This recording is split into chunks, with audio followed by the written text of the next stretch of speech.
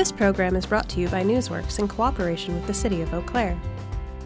This program is simulcast on WRFP-LP 101.9 FM. Hello and welcome to Meet the Candidates. In this series, Newsworks, an imprint of Valley Media Works, introduces you to candidates running for state and local level elections. The next election on April 2nd will be covering Eau Claire City Council, Eau Claire City Council President, and Eau Claire Area School District. I'm your host, Heather Rigby, and right now I'm joined with Catherine Emmanuelle. Thank you for being here. Thanks for having me. Well, why don't we start off with letting everybody know what you're running for? Sure. I'm running for an at-large seat in the Eau Claire City Council. The at-large seats represents the entire city, which is about 67,000 people or so. Still working on getting to know people in the district. If I'm re-elected, this will be my third term, and I was able to start on the City Council about 7 months before my first term officially started, as I was appointed by the City Council back in 2012. All right. What is inspiring you to keep going on the City Council? Yeah. Well, I really am so inspired, some of it of my own experience in the community and really by a heart of service. So when I was really interested in the City Council, I had just gone through a major life change, and I had received some public assistance, and I had a food share card. And right now in my home, my food share card is in a drawer in my kitchen, along with all of the other stuff that happens to be in that drawer that's probably got too much stuff in there. But I don't forget about that time, because it was a time where I needed a little extra help. My community invested in me, and it was during a time when I was going back to school. My daughter was in preschool and young elementary school, and a lot of people walked with me during a hard time. And so I know that I'm not the only one who's ever gone through a hard time, and we have our community who has had many accomplishments and achievements and major successes. And yet we still have significant work to do to lift one another up, so that we can really turn a corner on addressing issues like poverty and hunger, and making sure people have good transportation, making sure people have access to early literacy, and people who are struggling, who are homeless. You know, as we're recording this, we're just on the heels of mounds and mounds of snow and some literally deathly freezing evenings. And so I'm really inspired by our community that knows how to give back to one another, and I would, if I'm re-elected, I would be one person who would help to really inspire leadership for our community to continue moving up and on. So you've already spent several years on City Council, and you've managed to accomplish some of the things that I'm sure you set out to accomplish. Mm-hmm. What are your top issues moving into your next term? So some of the top issues I would have are, one, continue the operations of the city. You know, most of the issues that local government officials take on, including the Eau Claire City Council, is very perfunctory.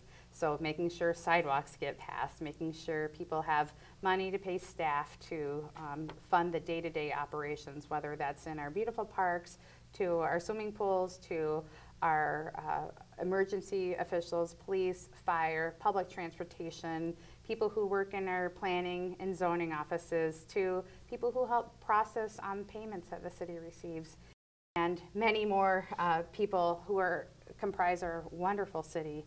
So that's a large part of that, of what happens at the City Council. And then there's some other significant projects that the body works on. And so some of the main opportunities I see are a handful. So first one would be really to help continue to attract people to local government, whether that's as an employee, whether that's as a citizen, whether that's as a new resident. So making sure that our employees are being paid competitive wages, that they have good working conditions that they're proud of. And if there are opportunities for us to improve those conditions, I want to help be a part of that.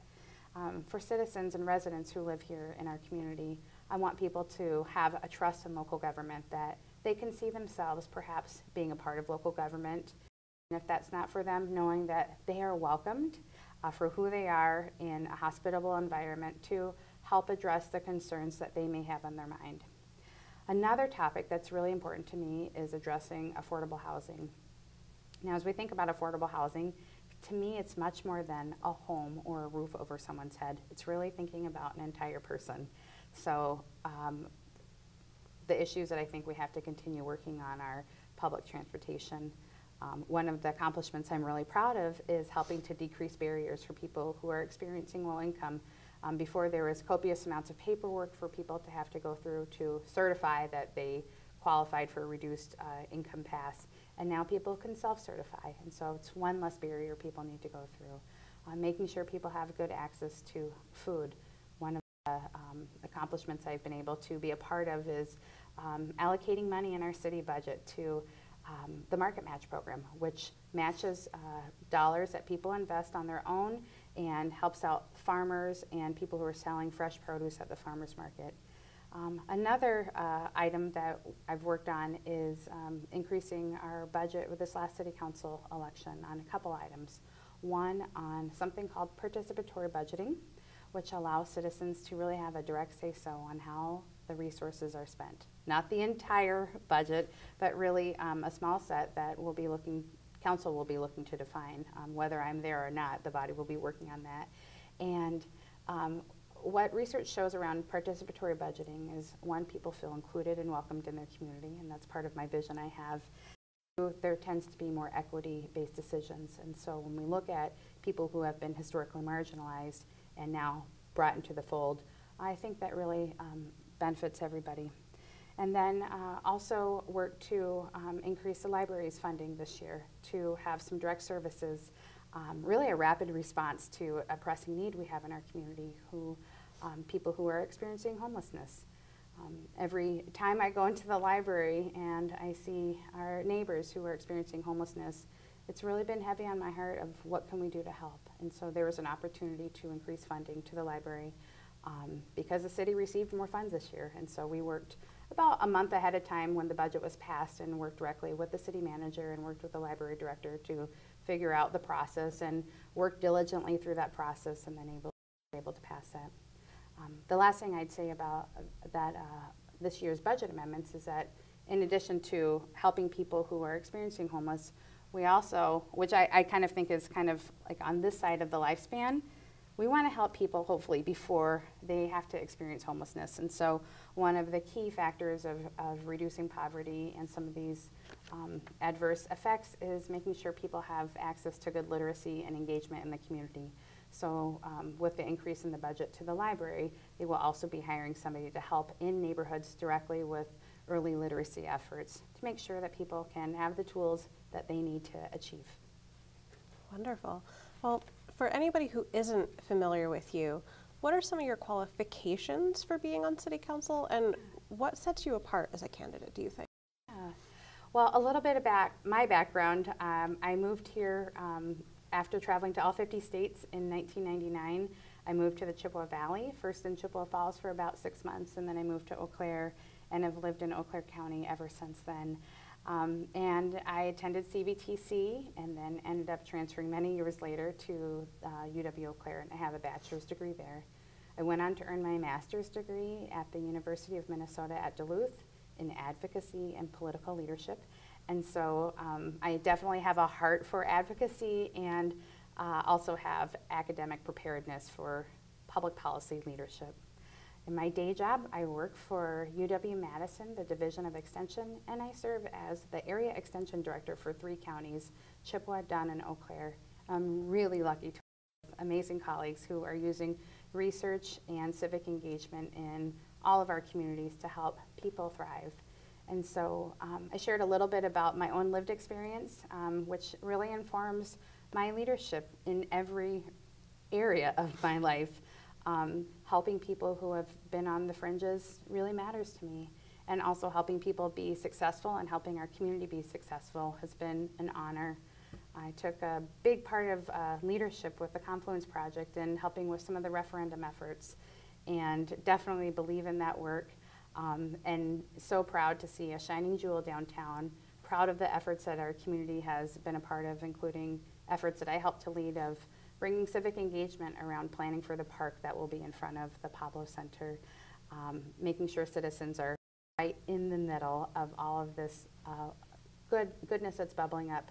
However, we haven't done enough just yet, and so that's why I'm really looking forward to, if reelected, helping to inspire some leadership for our community to help turn the needle on issues around affordable housing and helping people in poverty. For myself, a large part of my identity is being a family member. So I'm a daughter and a granddaughter and a mom and a wife, and my family's pretty close.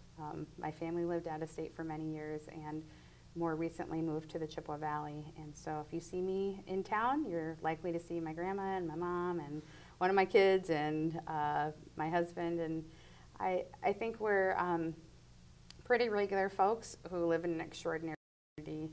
And when I think about my family, every person in my family has got some tie and commitment to public service. So really giving to my community is pretty natural and normal in my family. Is there anything else you would like the voters to know about you or your campaign leading up to going into the voting booths in April? Yeah. So people have a choice of many people to select, and ultimately on April 4th, ultimately on April 2nd, people will have a choice to pick 5 people. And I would humbly ask for people to consider voting for me, Catherine Emmanuelle. People can learn more about me at Catherine Emmanuelle for Eau Claire on Facebook. I'm also on Twitter, and you can find me at C. Emmanuelle, and pretty easy to find there. You can learn a little bit more about the campaign and also some of the excellent work that our community is doing. And I see myself as one small part of that. Public leadership is not about just the decision makers. It's really about the larger community who can bring people together to affect change. We've got wonderful momentum going on in our community, not only in performing arts.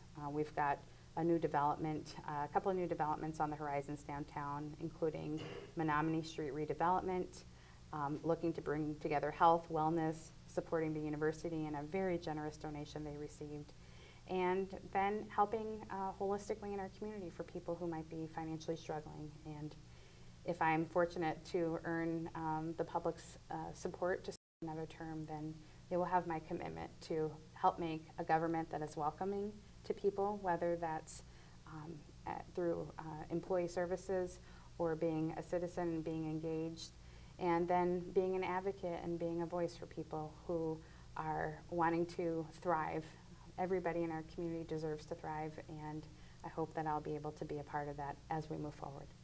Catherine, thank you so much for your time today, and good luck when it comes to the election. Thank you so much, and thanks for the leadership that Valley Media Works provides in our community.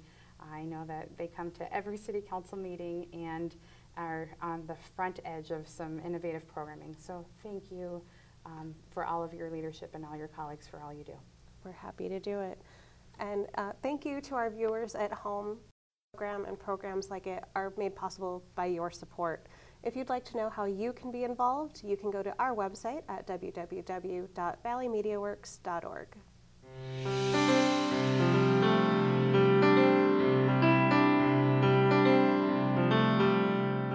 This program was brought to you by a cooperation between Newsworks and the City of Eau Claire.